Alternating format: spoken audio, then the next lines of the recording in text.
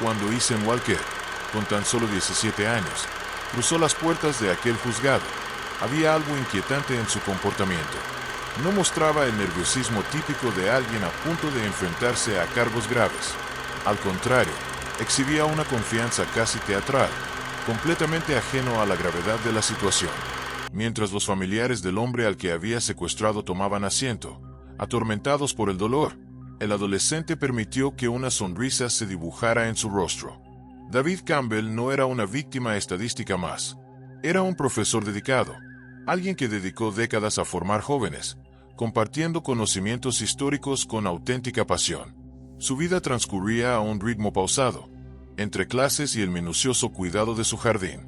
Nadie podría haber imaginado que su historia terminaría de forma tan abrupta y violenta.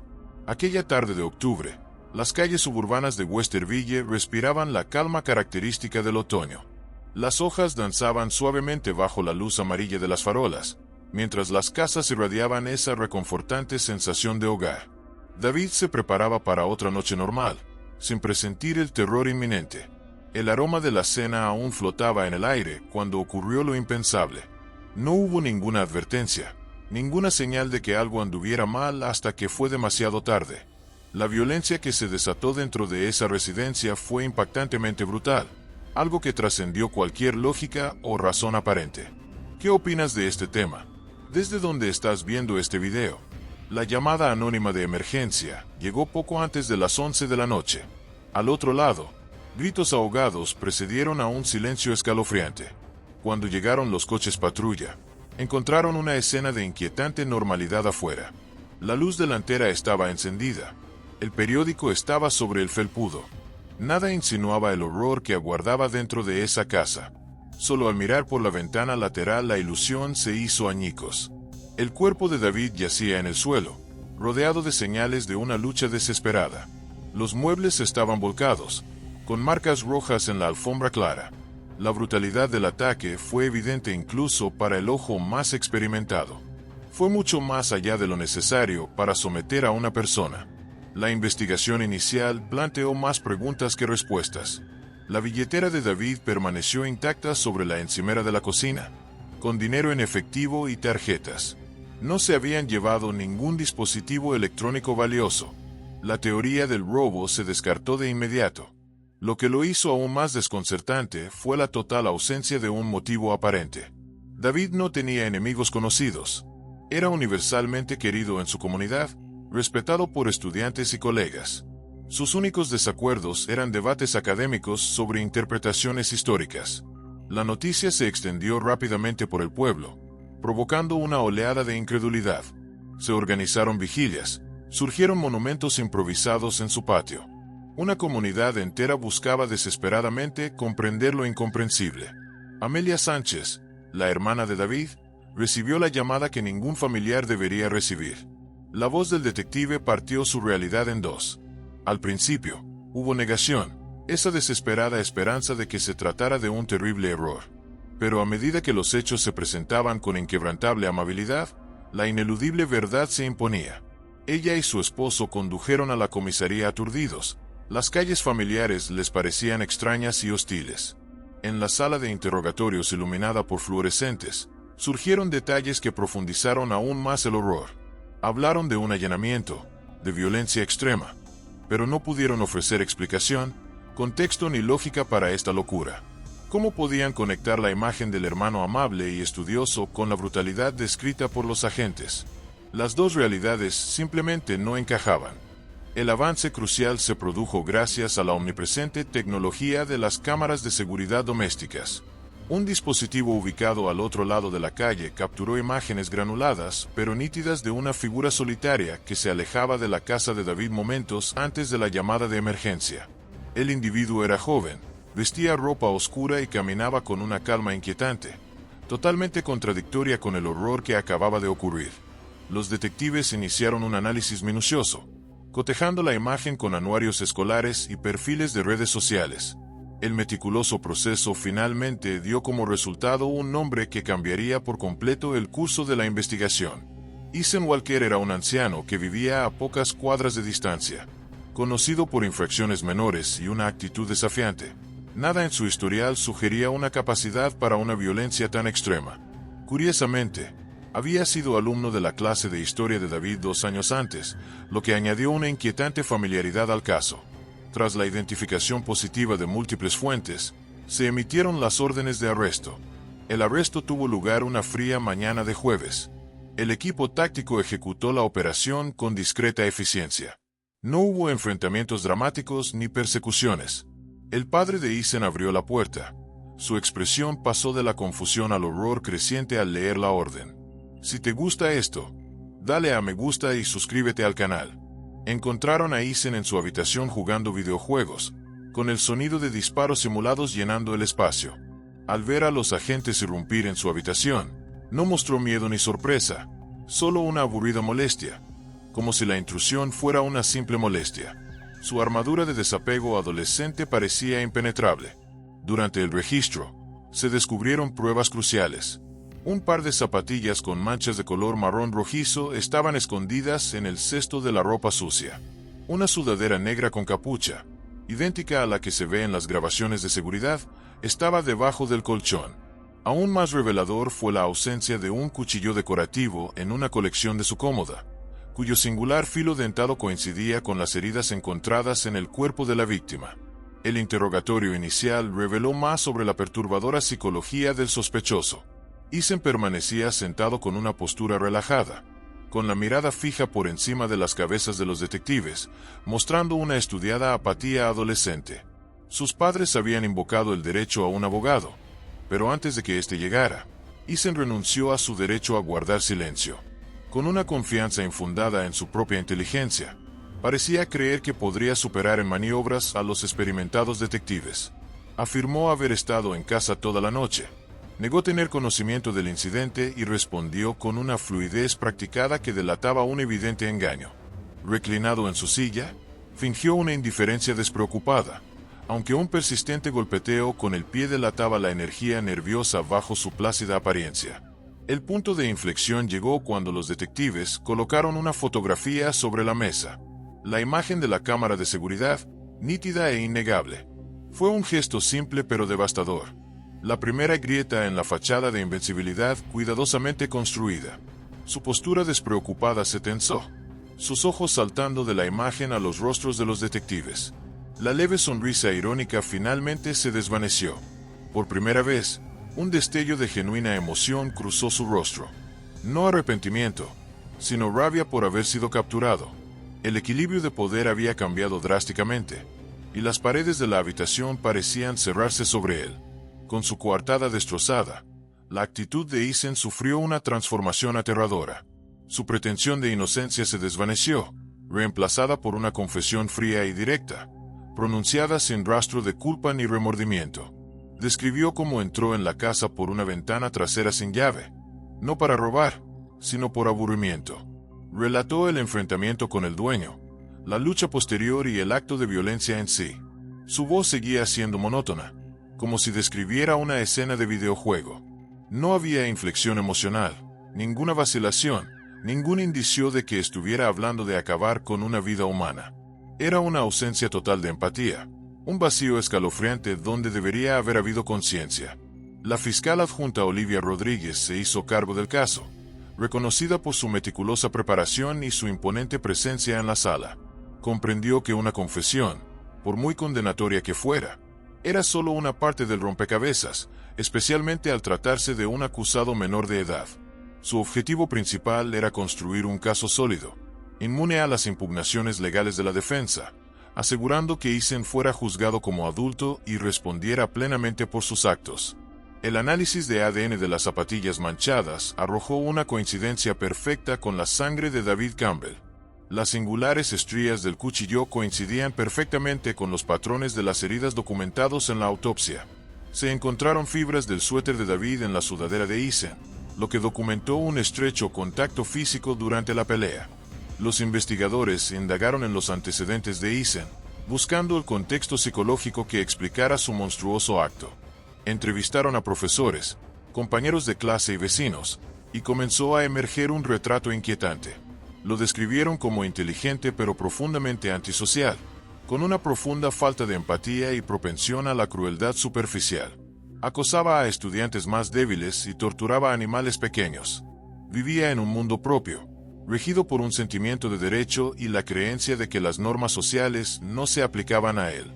Este perfil psicológico fue crucial para contrarrestar la inevitable narrativa de la defensa, que lo presentaba como un niño con problemas que cometió un terrible error. Michael Clark, un veterano defensor público, fue designado para representar a Eason.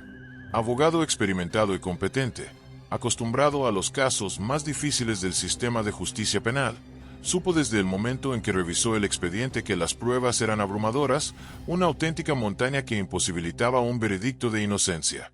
Su estrategia no sería argumentar su inocencia, sino mitigar las consecuencias. El único camino viable era humanizar a Eason, presentar el asesinato como una trágica anomalía, fruto de la combinación de inmadurez adolescente y una vida familiar inestable, con la esperanza de evitar su traslado a un tribunal de adultos y asegurar una sentencia en un centro de detención juvenil. Las primeras reuniones de Clark con su cliente fueron un ejercicio frustrante e inútil. Eason no mostró miedo, remordimiento ni comprensión de la gravedad de su situación. Trató el proceso legal como un juego complejo, viendo a su abogado no como un salvavidas, sino como un peón manipulable. Le preocupaban más los detalles de su notoriedad, preguntando si su caso salía en las noticias locales, que la vida que había arrebatado o las décadas que le esperaban en prisión. Clark se encontró en la difícil situación de intentar salvar a un cliente que saboteaba activamente su propia defensa. Su aterradora arrogancia era un obstáculo mayor que cualquier prueba que la fiscalía pudiera presentar. La moción más importante fue transferir el caso de Eason del Tribunal de Menores al de Adultos. Rodríguez argumentó apasionadamente ante el juez James Harris, presentando evidencia de la extrema brutalidad del crimen y la profunda falta de remordimiento de Eason como indicadores de que estaba fuera del alcance de la rehabilitación en el sistema de menores. Reprodujo fragmentos de la confesión grabada, permitiendo que su voz monótona e impasible llenara la sala, un testimonio escalofriante de su estado psicológico. También presentó su expediente juvenil sellado, que detallaba un patrón de creciente comportamiento antisocial, pintando una imagen clara de un depredador en desarrollo. La defensa presentó el testimonio de un psicólogo designado por el tribunal, quien habló del cerebro adolescente subdesarrollado de Eason y su historial de negligencia parental. Clark argumentó que su cliente era producto de su entorno, un niño dañado sin la madurez emocional necesaria para comprender el propósito de sus actos. Imploró al juez que le diera al chico una oportunidad de rehabilitación, en lugar de arrojarlo al sistema de adultos, donde estaría perdido para siempre. Fue un argumento clásico de naturaleza contra crianza, una defensa construida sobre las arenas movedizas de la teoría psicológica contra la sólida base de los hechos forenses. Tras 2 días de audiencias, el juez Harris dictó sentencia. Reconoció los argumentos de la defensa sobre la edad y los antecedentes de Eason, pero concluyó que la brutalidad del crimen y la total falta de empatía del acusado justificaban un juicio como adulto. Mencionó la complejidad del delito y el claro peligro que Eason representaba para la sociedad, concluyendo que el sistema de justicia juvenil era inadecuado para manejar la gravedad del delito. La decisión fue una gran victoria para la fiscalía y un golpe devastador para la defensa, asegurando que cuando Eason compareciera ante el jurado, sería juzgado no como un niño, sino como un hombre que enfrentaba todo el peso de la ley. Con el juicio programado, el enfoque de la defensa pasó de la estrategia legal a la escenografía psicológica. Clark sabía que la única moneda que le quedaba para ganarse la compasión del jurado era la compasión, y la única forma de ganársela era infundiendo remordimiento en su cliente. Las sesiones de coaching se llevaron a cabo en las salas estériles de la cárcel del condado. Clark instruyó meticulosamente a Eason sobre las sutilezas del comportamiento en la sala del tribunal, cómo sentarse, cómo vestirse, cómo proyectar un aura de remordimiento. Le aconsejó que mantuviera la mirada baja, evitara el contacto visual con el jurado o la familia de la víctima, y escuchara el testimonio con una expresión de contemplación dolorosa.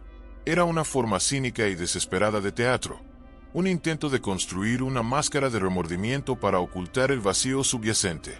Eason, sin embargo, demostró ser un estudiante difícil y reticente. Recibió las instrucciones de su abogado con abierto desprecio, burlándose de la idea de fingir tristeza como signo de debilidad. En su distorsionada visión del mundo, El remordimiento era una admisión de culpa, y la culpa era para los indefensos. Veía el juicio no como un ajuste de cuentas por sus acciones, sino como una plataforma para su propia superioridad intelectual, un escenario donde superaría al fiscal, al juez y al jurado. Esto, cuando Ethan Walker, con tan solo 17 años, cruzó las puertas de aquel juzgado, había algo inquietante en su comportamiento. No mostraba el nerviosismo típico de alguien a punto de enfrentarse a cargos graves. Al contrario, exhibía una confianza casi teatral, completamente ajeno a la gravedad de la situación. Mientras los familiares del hombre al que había secuestrado tomaban asiento, atormentados por el dolor, el adolescente permitió que una sonrisa se dibujara en su rostro. David Campbell no era una víctima estadística más. Era un profesor dedicado, alguien que dedicó décadas a formar jóvenes, compartiendo conocimientos históricos con auténtica pasión. Su vida transcurría a un ritmo pausado, entre clases y el minucioso cuidado de su jardín. Nadie podría haber imaginado que su historia terminaría de forma tan abrupta y violenta. Aquella tarde de octubre, las calles suburbanas de Westerville respiraban la calma característica del otoño. Las hojas danzaban suavemente bajo la luz amarilla de las farolas, mientras las casas irradiaban esa reconfortante sensación de hogar. David se preparaba para otra noche normal, sin presentir el terror inminente. El aroma de la cena aún flotaba en el aire cuando ocurrió lo impensable. No hubo ninguna advertencia, ninguna señal de que algo anduviera mal hasta que fue demasiado tarde. La violencia que se desató dentro de esa residencia fue impactantemente brutal, algo que trascendió cualquier lógica o razón aparente. ¿Qué opinas de este tema? ¿Desde dónde estás viendo este video? La llamada anónima de emergencia llegó poco antes de las 11 de la noche. Al otro lado, gritos ahogados precedieron a un silencio escalofriante. Cuando llegaron los coches patrulla, encontraron una escena de inquietante normalidad afuera. La luz delantera estaba encendida. El periódico estaba sobre el felpudo. Nada insinuaba el horror que aguardaba dentro de esa casa. Solo al mirar por la ventana lateral la ilusión se hizo añicos. El cuerpo de David yacía en el suelo, rodeado de señales de una lucha desesperada. Los muebles estaban volcados, con marcas rojas en la alfombra clara. La brutalidad del ataque fue evidente incluso para el ojo más experimentado. Fue mucho más allá de lo necesario para someter a una persona. La investigación inicial planteó más preguntas que respuestas. La billetera de David permaneció intacta sobre la encimera de la cocina, con dinero en efectivo y tarjetas. No se habían llevado ningún dispositivo electrónico valioso. La teoría del robo se descartó de inmediato. Lo que lo hizo aún más desconcertante fue la total ausencia de un motivo aparente. David no tenía enemigos conocidos. Era universalmente querido en su comunidad, respetado por estudiantes y colegas. Sus únicos desacuerdos eran debates académicos sobre interpretaciones históricas. La noticia se extendió rápidamente por el pueblo, provocando una oleada de incredulidad. Se organizaron vigilias, surgieron monumentos improvisados en su patio. Una comunidad entera buscaba desesperadamente comprender lo incomprensible. Amelia Sánchez, la hermana de David, recibió la llamada que ningún familiar debería recibir. La voz del detective partió su realidad en dos. Al principio, hubo negación, esa desesperada esperanza de que se tratara de un terrible error. Pero a medida que los hechos se presentaban con inquebrantable amabilidad, la ineludible verdad se imponía. Ella y su esposo condujeron a la comisaría aturdidos. Las calles familiares les parecían extrañas y hostiles. En la sala de interrogatorios iluminada por fluorescentes, surgieron detalles que profundizaron aún más el horror. Hablaron de un allanamiento, de violencia extrema, pero no pudieron ofrecer explicación, contexto ni lógica para esta locura. ¿Cómo podían conectar la imagen del hermano amable y estudioso con la brutalidad descrita por los agentes? Las dos realidades simplemente no encajaban. El avance crucial se produjo gracias a la omnipresente tecnología de las cámaras de seguridad domésticas. Un dispositivo ubicado al otro lado de la calle capturó imágenes granuladas pero nítidas de una figura solitaria que se alejaba de la casa de David momentos antes de la llamada de emergencia. El individuo era joven, vestía ropa oscura y caminaba con una calma inquietante, totalmente contradictoria con el horror que acababa de ocurrir. Los detectives iniciaron un análisis minucioso. cotejando la imagen con anuarios escolares y perfiles de redes sociales. El meticuloso proceso finalmente dio como resultado un nombre que cambiaría por completo el curso de la investigación.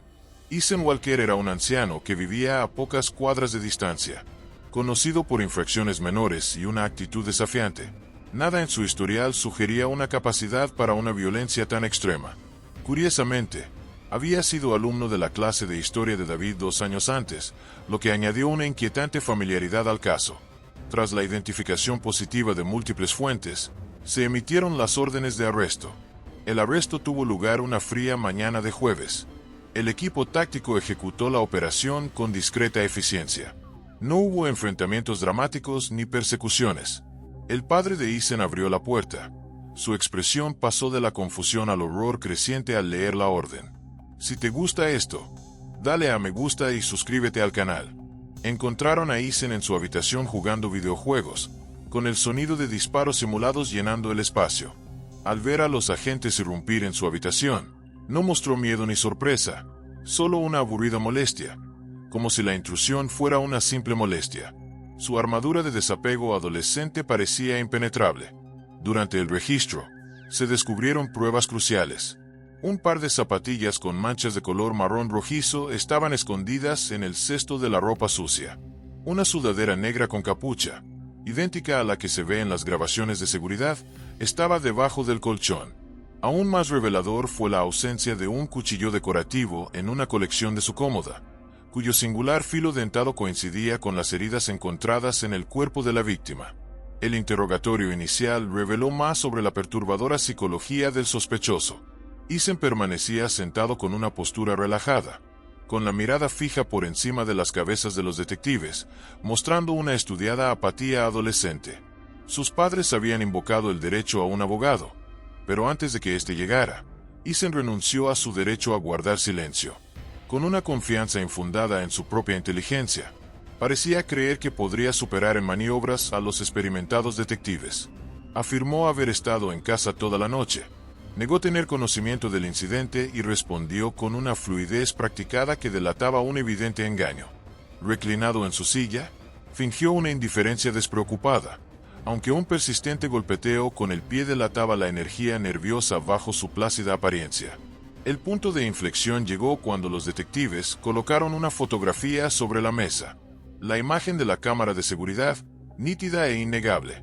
Fue un gesto simple pero devastador. La primera grieta en la fachada de invencibilidad cuidadosamente construida. Su postura despreocupada se tensó, sus ojos saltando de la imagen a los rostros de los detectives. La leve sonrisa irónica finalmente se desvaneció. Por primera vez, un destello de genuina emoción cruzó su rostro. No arrepentimiento, sino rabia por haber sido capturado.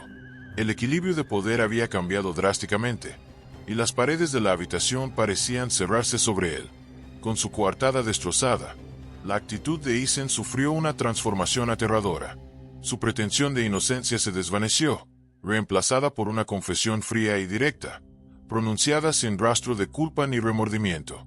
Describió cómo entró en la casa por una ventana trasera sin llave, no para robar, sino por aburrimiento.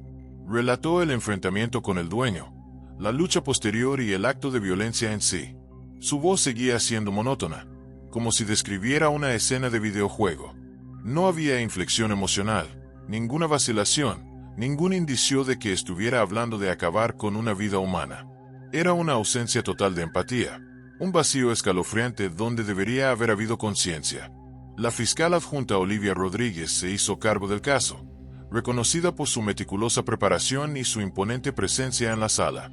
Comprendió que una confesión, por muy condenatoria que fuera, era solo una parte del rompecabezas, especialmente al tratarse de un acusado menor de edad.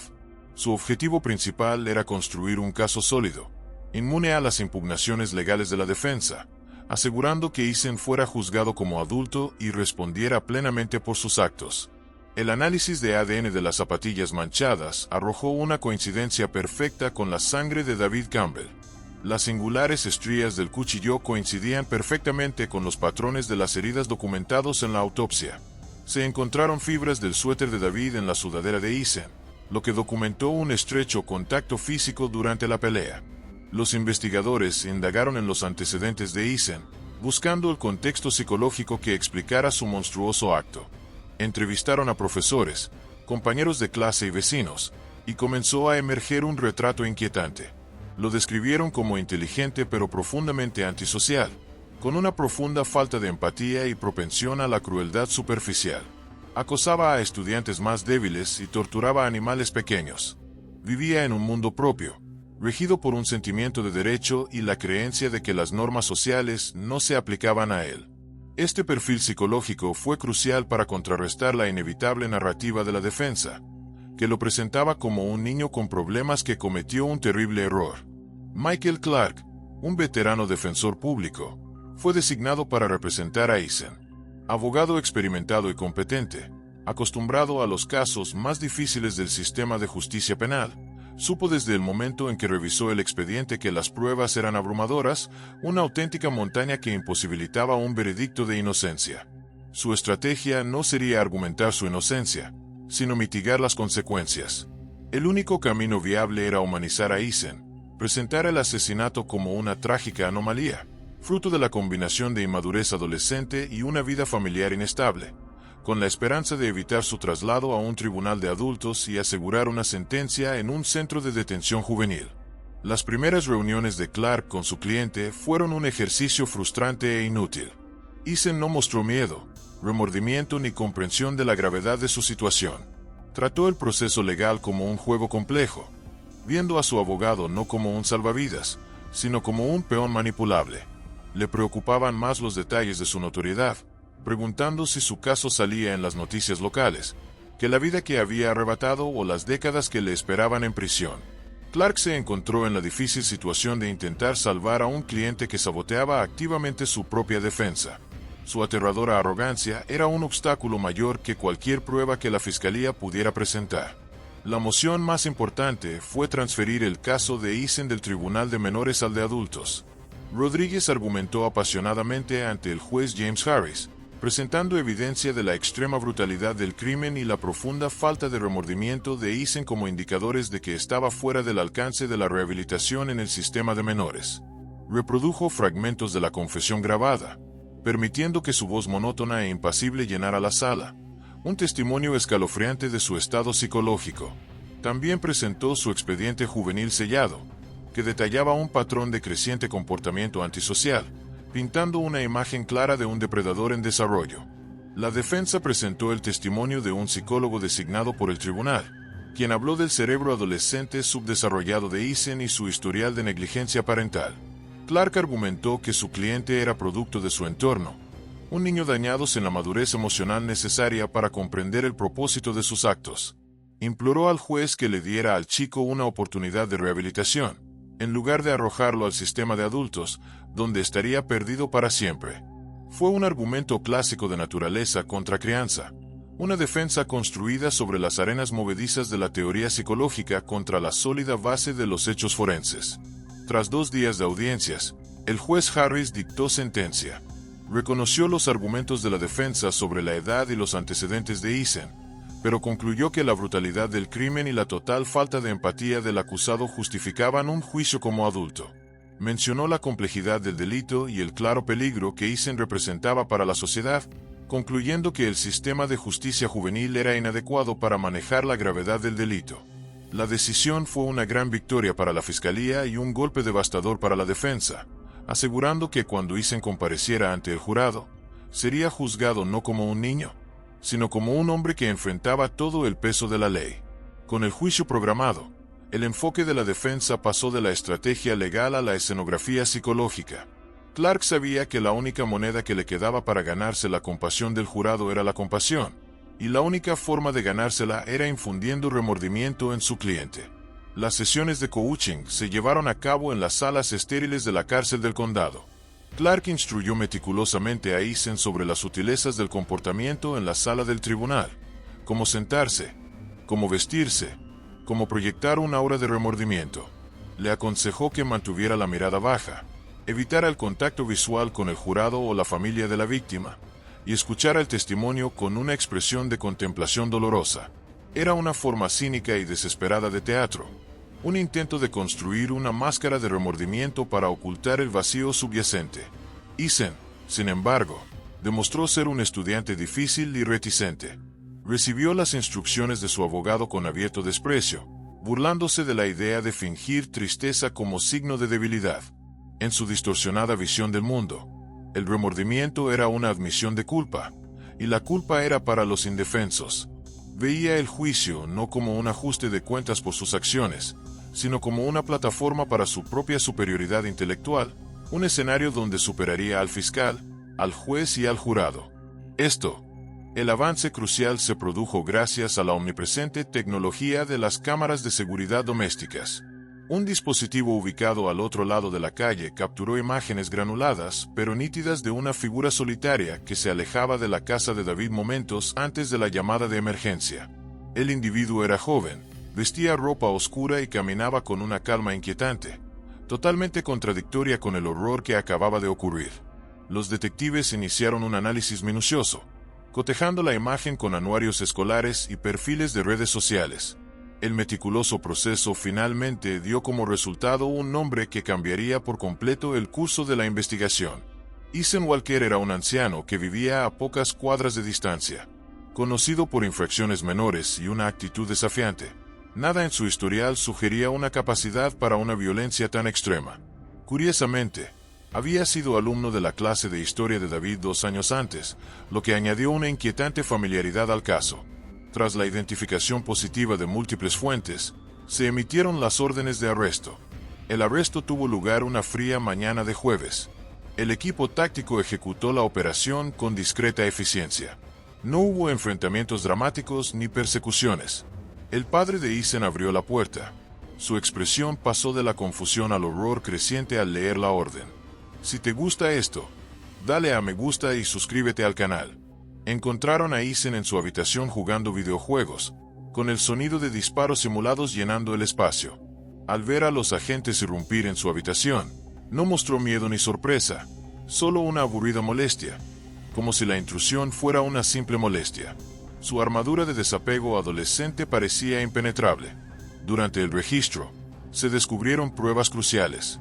Un par de zapatillas con manchas de color marrón rojizo estaban escondidas en el cesto de la ropa sucia. Una sudadera negra con capucha, idéntica a la que se ve en las grabaciones de seguridad, estaba debajo del colchón. Aún más revelador fue la ausencia de un cuchillo decorativo en una colección de su cómoda, cuyo singular filo dentado coincidía con las heridas encontradas en el cuerpo de la víctima. El interrogatorio inicial reveló más sobre la perturbadora psicología del sospechoso. Eason permanecía sentado con una postura relajada, con la mirada fija por encima de las cabezas de los detectives, mostrando una estudiada apatía adolescente. Sus padres habían invocado el derecho a un abogado, pero antes de que éste llegara, Eason renunció a su derecho a guardar silencio. Con una confianza infundada en su propia inteligencia, parecía creer que podría superar en maniobras a los experimentados detectives. Afirmó haber estado en casa toda la noche. Negó tener conocimiento del incidente y respondió con una fluidez practicada que delataba un evidente engaño. Reclinado en su silla, fingió una indiferencia despreocupada, aunque un persistente golpeteo con el pie delataba la energía nerviosa bajo su plácida apariencia. El punto de inflexión llegó cuando los detectives colocaron una fotografía sobre la mesa. La imagen de la cámara de seguridad, nítida e innegable. Fue un gesto simple pero devastador. La primera grieta en la fachada de invencibilidad cuidadosamente construida. Su postura despreocupada se tensó, sus ojos saltando de la imagen a los rostros de los detectives. La leve sonrisa irónica finalmente se desvaneció. Por primera vez, un destello de genuina emoción cruzó su rostro. No arrepentimiento, sino rabia por haber sido capturado. El equilibrio de poder había cambiado drásticamente, y las paredes de la habitación parecían cerrarse sobre él. Con su coartada destrozada, la actitud de Eason sufrió una transformación aterradora. Su pretensión de inocencia se desvaneció, reemplazada por una confesión fría y directa, pronunciada sin rastro de culpa ni remordimiento. Describió cómo entró en la casa por una ventana trasera sin llave, no para robar, sino por aburrimiento. Relató el enfrentamiento con el dueño, la lucha posterior y el acto de violencia en sí. Su voz seguía siendo monótona, como si describiera una escena de videojuego. No había inflexión emocional, ninguna vacilación, ningún indicio de que estuviera hablando de acabar con una vida humana. Era una ausencia total de empatía, un vacío escalofriante donde debería haber habido conciencia. La fiscal adjunta Olivia Rodríguez se hizo cargo del caso, reconocida por su meticulosa preparación y su imponente presencia en la sala. Comprendió que una confesión, por muy condenatoria que fuera, era solo una parte del rompecabezas, especialmente al tratarse de un acusado menor de edad.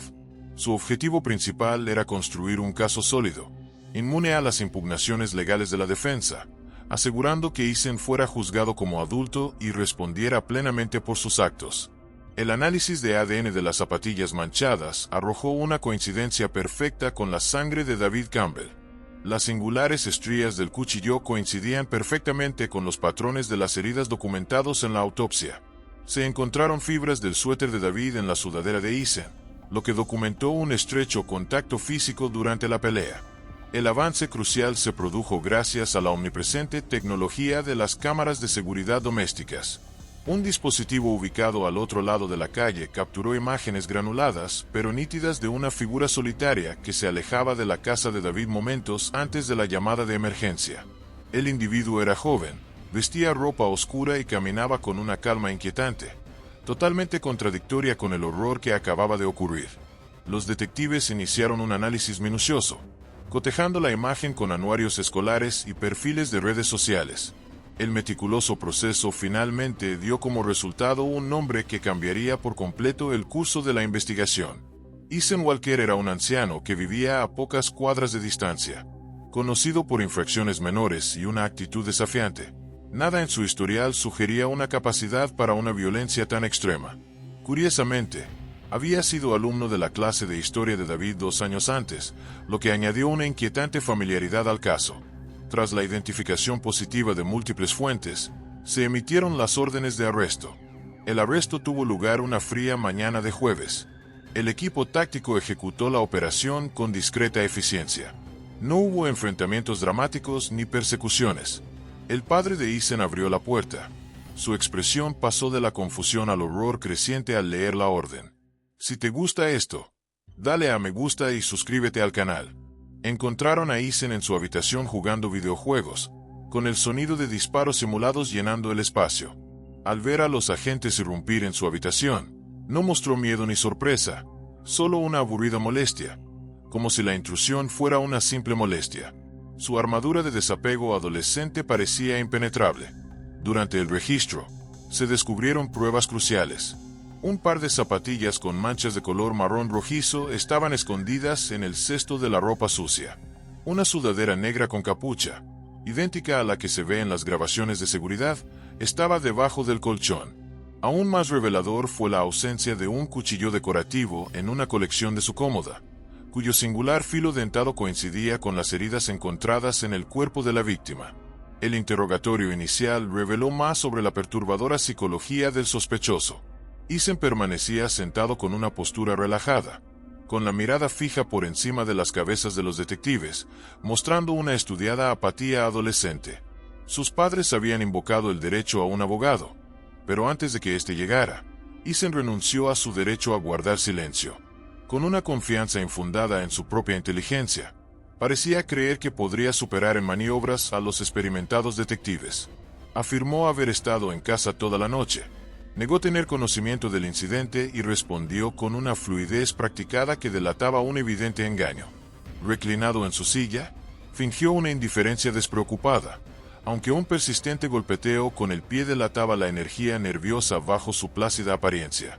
El punto de inflexión llegó cuando los detectives colocaron una fotografía sobre la mesa. La imagen de la cámara de seguridad, nítida e innegable. Fue un gesto simple pero devastador. La primera grieta en la fachada de invencibilidad cuidadosamente construida. Su postura despreocupada se tensó, sus ojos saltando de la imagen a los rostros de los detectives. La leve sonrisa irónica finalmente se desvaneció. Por primera vez, un destello de genuina emoción cruzó su rostro. No arrepentimiento, sino rabia por haber sido capturado. El equilibrio de poder había cambiado drásticamente, y las paredes de la habitación parecían cerrarse sobre él. Con su coartada destrozada, la actitud de Eason sufrió una transformación aterradora. Su pretensión de inocencia se desvaneció, reemplazada por una confesión fría y directa, pronunciada sin rastro de culpa ni remordimiento. Describió cómo entró en la casa por una ventana trasera sin llave, no para robar, sino por aburrimiento. Relató el enfrentamiento con el dueño, la lucha posterior y el acto de violencia en sí. Su voz seguía siendo monótona, como si describiera una escena de videojuego. No había inflexión emocional, ninguna vacilación, ningún indicio de que estuviera hablando de acabar con una vida humana. Era una ausencia total de empatía, un vacío escalofriante donde debería haber habido conciencia. La fiscal adjunta Olivia Rodríguez se hizo cargo del caso, reconocida por su meticulosa preparación y su imponente presencia en la sala. Comprendió que una confesión, por muy condenatoria que fuera, era solo una parte del rompecabezas, especialmente al tratarse de un acusado menor de edad. Su objetivo principal era construir un caso sólido, inmune a las impugnaciones legales de la defensa, asegurando que Eason fuera juzgado como adulto y respondiera plenamente por sus actos. El análisis de ADN de las zapatillas manchadas arrojó una coincidencia perfecta con la sangre de David Campbell. Las singulares estrías del cuchillo coincidían perfectamente con los patrones de las heridas documentados en la autopsia. Se encontraron fibras del suéter de David en la sudadera de Eason, lo que documentó un estrecho contacto físico durante la pelea.